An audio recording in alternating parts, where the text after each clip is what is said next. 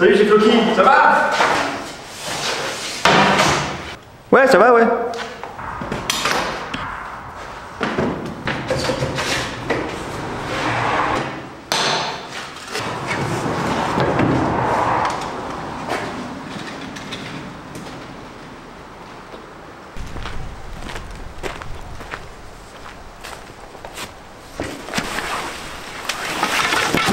Là je vais couper les longueurs de limon, il y en a deux là d'affilée de 30 cm et ce qui reste après là ça va être pour les marches.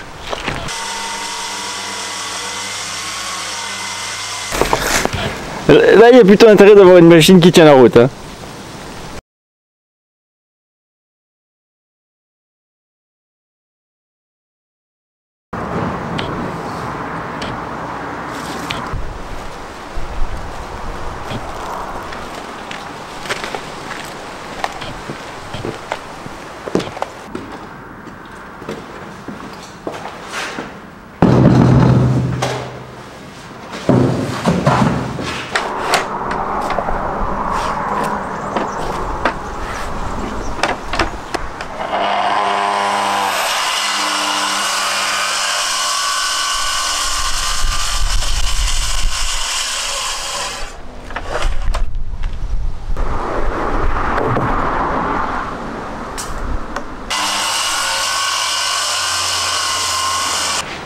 Oui, alors c'est vrai qu'on entend dire mesure une fois, coupe deux fois.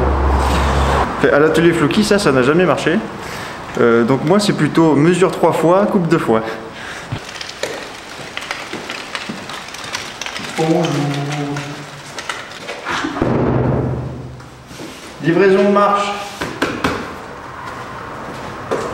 Je suis en train de faire un gabarit là pour la découpe de crémaillère. Donc là à 180 c'est la hauteur des marches et 240 ici c'est le giron, c'est la longueur du giron. Ce qui nous intéresse ça va être l'épaulement ici avec donc 240 là et 180 ça. Tout ça là il n'y a pas besoin, je vais le couper d'ailleurs. Ça c'est le giron qui fait 240, c'est ce qui va accueillir la marche, d'accord? Vous voyez bien que là il y a un angle. Pour que ça soit de niveau, je vais incliner le limon de 37 degrés. Donc ça, c'est ce qui correspond à l'inclinaison des limons. Ok? Je ne sais pas si c'est clair. Ça, c'est la hauteur de la marche, 18 cm.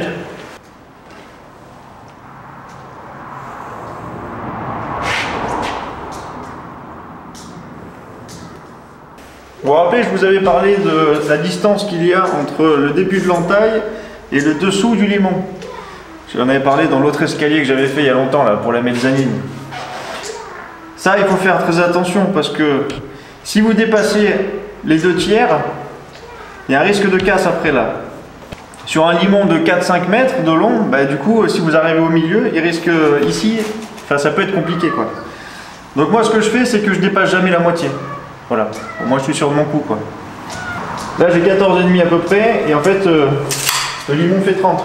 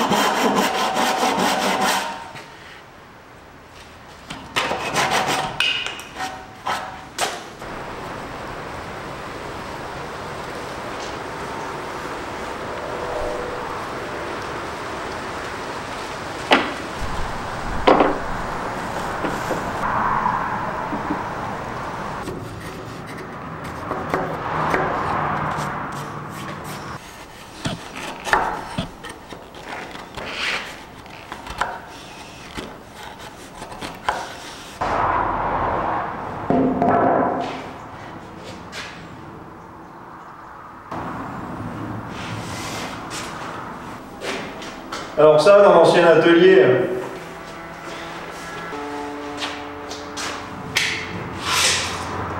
bon déjà ça tient tout seul, c'est bon signe.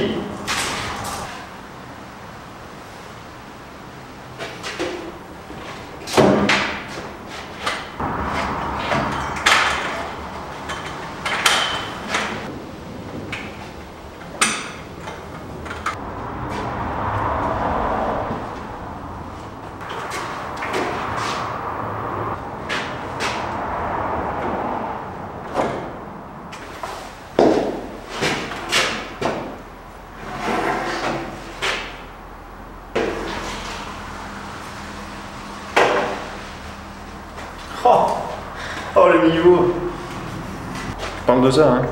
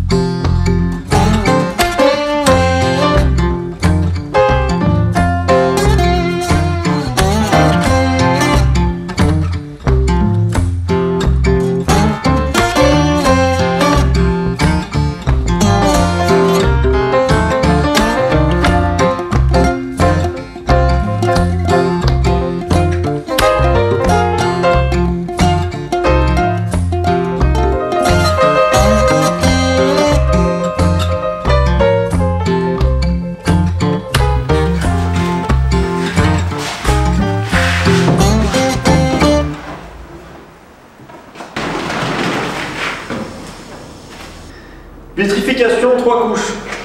Fondure au préalable, que vous avez vu juste là. Fondure totale, on laisse sécher. Égrenage au 180. Vitrification. 2 couches sur les limons, 3 couches sur les marches. Ok ?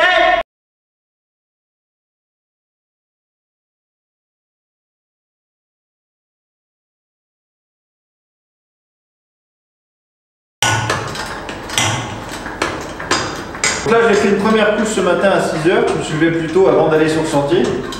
Et là, je viens de rentrer du chantier, je finis le reste. Parce que demain, il y aura la pose de la structure. Donc, les limons plus les 14 marches. Ça, c'est pour demain et viendra plus tard le garde-corps. Parce que urgence femme enceinte, il faut qu'elle puisse accéder à l'étage. Voilà. Donc là, pour moi, il y a urgence. Donc ce matin, en même temps, j'ai fait donc, les limons en vitrification, c'est la première couche. Et j'ai fait aussi l'arrière sur le champ. Le champ qu'on ne verra pas qui sera derrière. Voilà. Comme ça, au moins, ça a séché toute la journée. Là, je vais pouvoir faire le champ avant et puis les deux faces. Donc je fais toujours le champ d'abord.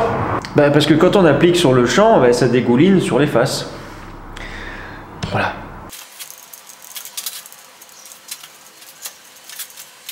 Alors à l'atelier Floki, on ne fait pas de dégrainage entre les couches de vitrification, mais seulement après le primaire, après la sous-couche. Pourquoi? Pour garder un maximum de résistance sur le produit. Sauf si vraiment c'est nécessaire et qu'il y a des aspérités et que c'est vraiment moche au toucher, quoi. Mais en général, après la sous-couche, après le primaire, le fond dur, donc, juste un petit égrenage au 180 suffit à enlever tout. Par contre, juste après, il faut super bien dépoussiérer avec un petit chiffon humide pour enlever absolument tout. D'abord, j'aspire, après, je passe un chiffon humide, et là, il n'y a plus rien. Alors, si jamais il y a quand même un égrenage après la première couche de vitrification, eh ben, je ne le fais surtout pas entre la deuxième et la troisième.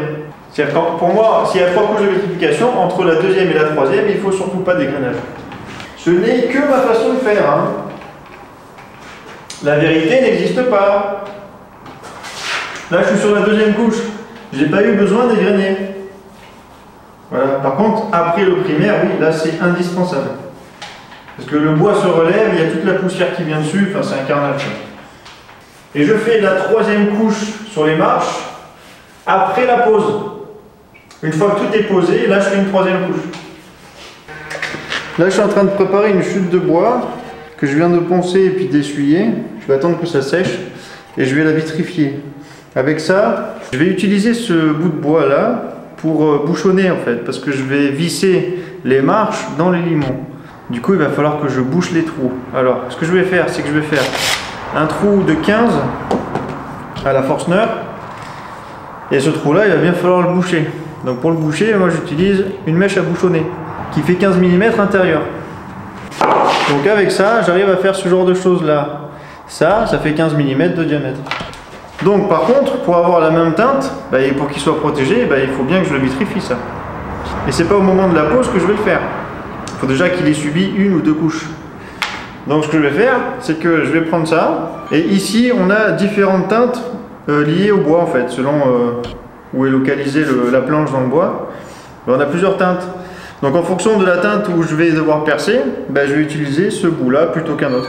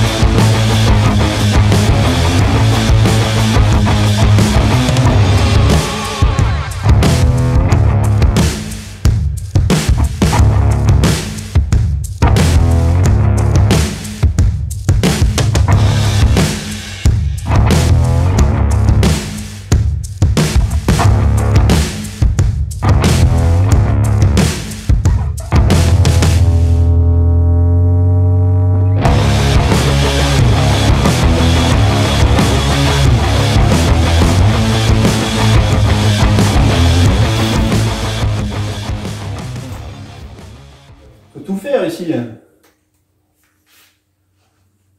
Vous voulez pas que je fasse le ménage non plus?